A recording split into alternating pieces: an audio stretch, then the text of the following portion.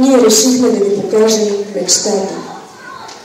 Мечтата, която често някой потълква с думите «Ти не можеш, не е за теб. Няма да стане».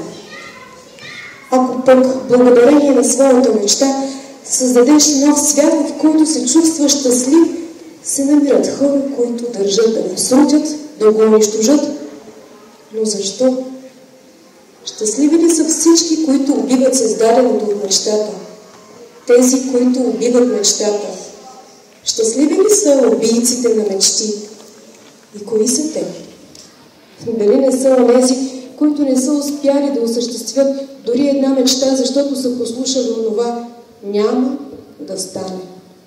Дали не са онези, които се страхуват да мечтаят, защото се страхуват да опитат да сбъднат мечтите си?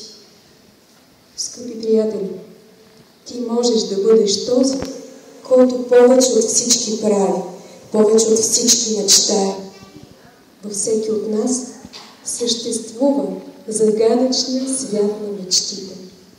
В нас звучи древен, идващ от незапомнени времена зов, стремеж към съвършенство, към доброта, към единство, към любов. Това желание, силно, могъщо, никога не ни предава.